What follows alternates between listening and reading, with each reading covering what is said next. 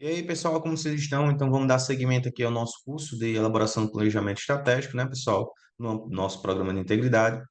E nós vamos para a nossa aula 9, falando sobre tradução da estratégia. E nós vamos falar um pouquinho sobre um assunto que, particularmente, eu gosto bastante, que é indicadores. Nessa primeira aula, eu trago para vocês alguns conceitos, né, as definições, as propriedades e a classificação dos indicadores, que vai ser muito interessante para que a gente possa agregar nosso conhecimento para a futura elaboração desses indicadores no âmbito das nossas organizações.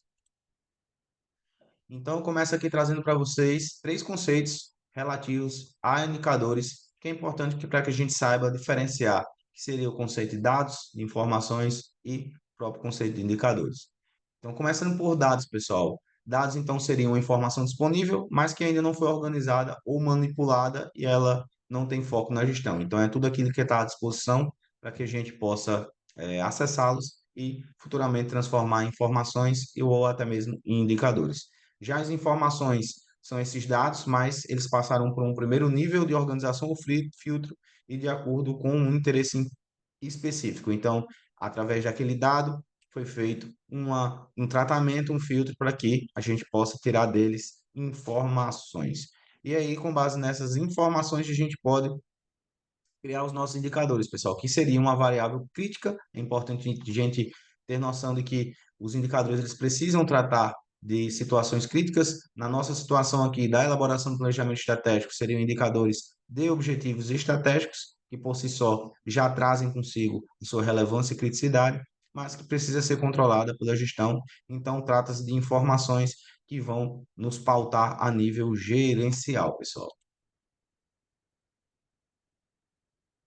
E aí, seguimos aqui nesses conceitos iniciais. Eu trago para vocês um conceito do Guia Técnico de Gestão Estratégica, elaborado pela Secretaria de Gestão do Ministério da Economia, de 2020, que diz o seguinte, que os indicadores são instrumentos que permitem observar, identificar e mensurar aspectos relacionados à evolução de um determinado objeto, que, no caso da gestão estratégica, pode ser um objetivo, um processo ou um projeto. A ideia aqui, pessoal, é que a gente vai trabalhar com os indicadores relativos aos objetivos estratégicos. E dentro dessa lógica de indicadores de objetivo, as metas que traremos para esses indicadores. Então, a gente vai trabalhar na perspectiva do BSC e seria esse encadeamento de objetivos, indicadores e metas.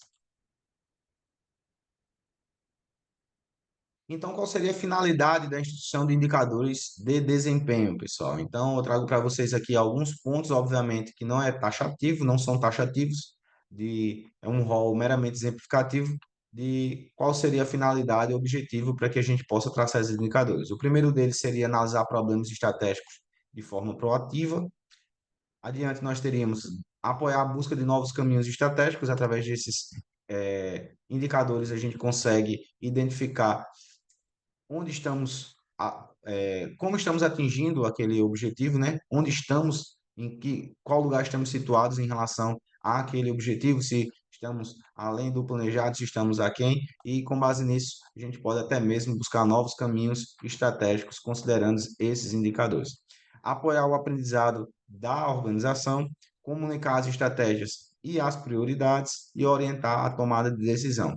Então, um dos principais objetivos dos indicadores, de fato, é através dessa possibilidade de avaliação e monitoramento das ações que nós vamos estar traçando ou do cumprimento desses objetivos, para que a gente possa ter uma orientação, uma tomada de decisão, o que é que a gente vai fazer em relação à concretização desses objetivos, considerando essas informações gerenciais que a gente pode obter diante dessa lógica de instituição de indicadores, pessoal. Então, com certeza, essa fase de avaliação e monitoramento da política pública, que se dá mediante a instituição desses indicadores, já desde o planejamento estratégico, é uma das principais etapas do ciclo de políticas públicas.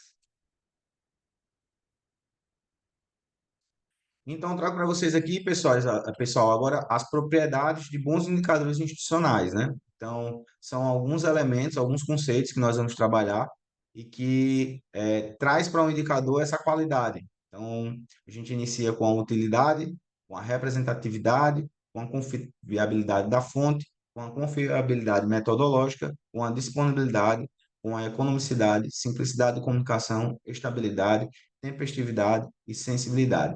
Vocês vão ver, pessoal, que nas aulas seguintes a gente vai falar um pouco sobre um framework para identificação de indicadores, seleção de indicadores, melhor dizendo, e algumas dessas propriedades vão ser condições para que esse indicador ele seja de fato selecionado, né?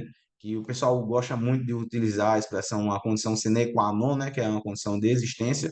Então, seria de fato essa condição sine qua non para que esse indicador ele seja indicado algumas dessas qualidades que nós estamos trabalhando aqui, né? A ideia é que a gente consiga um indicador com todos esses bons parâmetros de qualidade do indicador, mas só algum deles, como vocês vão ver adiante, nós recomendamos a nível de metodologia que exista, né, que ele respeite para que ele possa ser selecionado e são cenas dos próximos capítulos. Então, trago o conceito de cada propriedade, de cada elemento desse indicador que nós vamos abordar aqui. O primeiro deles seria o utilidade, né? Então, o indicador ele comunica a intenção do objetivo, né? O indicador ele é útil para que a gente possa concretizar o objetivo. O segundo seria a representatividade, que é o que se o indicador ele representa fielmente o que se deseja medir, né? Se tem, de fato, a possibilidade de representar aquilo que ele se propõe. A segunda seria a confiabilidade da fonte, né? Seria se a fonte de dados ela é confiável. E a segunda, de uma forma, e a próxima aqui, que é similar, seria a confiabilidade da metodologia. Então, em relação à coleta, né? Então, teria essa dupla perspectiva. A fonte é confiável, a forma como se coleta é confiável. Então, é interessante a gente ter em mente essas duas qualidades aqui do indicador. A disponibilidade seria se os dados necessários para calcular o indicador eles já estão disponíveis ou se precisamos aguardar a implementação de um sistema ou realização de uma pesquisa. Então, é interessante que esses indicadores eles já tenham dados disponíveis, até mesmo para que a gente possa traçar a nossa linha de base, né, que seria ali onde a gente inicia, para que a gente possa ter em mente aonde a gente quer chegar. Temos também aqui o critério da economicidade, né, como uma propriedade, que seria quanto custa obter o indicador. Então, o custo-benefício sempre tem que ser algo levado em consideração. A gente não pode ter um custo maior para elaborar o indicador do que aquele que ele é capaz de gerar para a organização, qual o valor agregado desse indicador. Isso daí é a base para qualquer instituição, seja de um indicador, seja de uma ferramenta de controle. A gente não pode ter uma ferramenta que ela custa mais do que o benefício que ela pode proporcionar. A simplicidade de comunicação, que, perdão, pessoal. A simplicidade de comunicação, que seria o público que irá ver e utilizar o indicador entenderá facilmente. A ideia é que a gente utilize cada vez mais na administração pública, não só no trabalho de planejamento estratégico, mas para qualquer ato administrativo, a linguagem simples, uma comunicação que possa ser entendida por todos. Então, na linha dos indicadores, a ideia é que a gente também o tenha, por mais que às vezes a metodologia de cálculo seja complexa, mas esse indicador ele precisa comunicar de uma forma simples. Se ele comunica de forma muito complexa, talvez seja melhor substituí-lo ou adequá-lo. Estabilidade, que seria uma série de medições de indicador, se permitiria comparações coerentes com a mínima interferência de variáveis externas. Então, seria essa situação de que um indicador ele não depende de variáveis externas se ele não sofre essas interferências, né? Se ele é estável nesse sentido, quanto que ele sofre ele vai ser impactado por questões que são externas aos indicadores, né? Então, às vezes, quando se tem um indicador com pouca estabilidade, a gente pode não representar fielmente aquela situação, exatamente porque essas variáveis externas elas estão afetando demais o número desse indicador. Então, é interessante que o indicador ele não sofra muito essas interferências externas para que ele possa representar de forma fidedigna aquilo que ele deseja mensurar, né? Tempestividade, o indicador obtido ele é decorrente de informações atuais, o indicador ele pode ser obtido em tempo para seu uso, ou seja, o indicador ele precisa ser oportuno.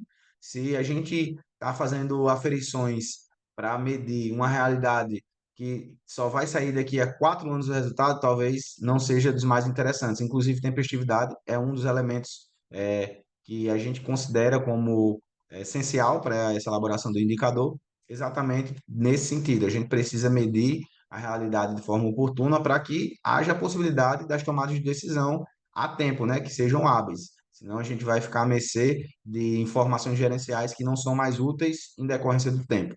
A sensibilidade, que seriam variações, sejam evoluções ou involuções, no processo, se essas variações elas são refletidas no resultado do indicador. Então, como é que seria isso? A gente tem uma determinada situação que a gente precisa medir, e quando essa situação ela varia, seja de forma positiva ou negativa, o indicador ele precisa refletir essa variação. Então, ele tem essa sensibilidade de que determinada situação vai variar e ele vai conseguir representar essa variação, seja de forma positiva ou negativa, né, através de evoluções ou involuções. Então, é isso que também a gente precisa ter em mente quando a gente elabora um indicador, se ele vai medir de forma sensível essas variações. E aí eu trago para vocês agora a classificação dos indicadores. A gente pode classificar os indicadores em indicadores de esforço e indicadores de resultado. Existem outras classificações, pessoal, mas a gente vai trabalhar mais nessa linha de indicadores de esforço e de resultado, porque é uma classificação que ela dialoga muito com o BSC, principalmente com aquela estrutura do mapa estratégico de dimensão de resultados para a sociedade, de resultados institucionais, de aprimoramento da infraestrutura, o do aprendizado e dos processos internos, né? Seguindo aquela lógica que eu falei para vocês que uma fase vai meio que auxiliando a outra. E dentro da perspectiva desses indicadores de esforço e de resultado, a gente consegue dialogar muito bem com essa estrutura do mapa estratégico. E aí, de indicadores de esforço, a gente tem os insumos, a execução e a eficiência, e os indicadores de resultado, a gente tem eficácia e efetividade. Existe até uma discussão doutrinária acerca de como é que seria classificado, enquadrado aqui, os critérios de eficiência, pessoal, seriam indicadores de esforço ou de resultado. Mas a gente preferiu adotar a posição de que a eficiência seria um indicador de esforço, não de resultado. O indicador de resultado seria mais no campo da eficácia e da efetividade. E cada conceito desse a gente vai trabalhar. Então, a gente começa pelos indicadores de esforço, pessoal. O primeiro deles seria insumos, então, ele vai medir a quantidade, gasto ou necessária de insumos ou recursos humanos, materiais ou financeiros. Aí eu trago como exemplo aqui a quantidade de professores contratados, por exemplo, a nível de uma secretaria de educação, que poderia ter como indicador esse indicador de esforço, né, que aí seria um insumo. Quantos professores foram contratados para aquela atividade? Execução, que seria medir o quantitativo que foi executado, né, que é o percentual do conteúdo previsto e repassado aos alunos, dentro da mesma lógica de educação. E a eficiência, que seria uma relação, né, entre os serviços entregues e os recursos despendidos, de forma que a gente possa ter essa união de variáveis. Então, por exemplo, recursos de forma geral e não apenas relacionados a custos. Então, custo por aluno, né? A gente teria duas variáveis, tanto o valor quanto relacionado ao aluno, né? Seria meio que uma fusão do insumo e da execução seriam esse critério de eficiência, né, que vai medir esse parâmetro entre o grau do que foi investido, o grau do que foi despendido de recurso para determinada situação. E agora, tratando dos indicadores de resultado, né, que seria a eficácia e a efetividade, a gente tem a eficácia como a medição da convergência dos resultados com os objetivos estabelecidos. Então, por exemplo, percentual de alunos com média acima de 7 na nota final, a gente já tem, de fato, aqui uma mensuração de um resultado, né? Não é só um esforço que está sendo medido, seja a nível de insumo, execução ou de eficiência, que vai avaliar essa questão do valor ou do recurso que foi empreendido para determinada ação, né? Saber se de fato aquilo foi eficiente ou não. Aqui a gente já adentra no universo do resultado, né? Que seria em relação à convergência dos resultados com os propósitos ou com os objetivos e a efetividade, que aí seria de fato qual o impacto daquela ação no contexto. Então, dentro da efetividade, a gente poderia ter o percentual de alunos aprovados no vestibular. Quando a gente fala em efetividade, a gente sempre traz à mente de qual é o impacto que a nossa ação ela está trazendo para a sociedade, né? Então, a nível de eficácia seria cumprimento dos objetivos daquela ação ou daquele objetivo, e a efetividade, como aquilo muda a realidade social, como aquilo agrega para a realidade social. Nessa situação, a gente coloca que seria o percentual de alunos aprovados no vestibular, que é um resultado totalmente voltado a um impacto social.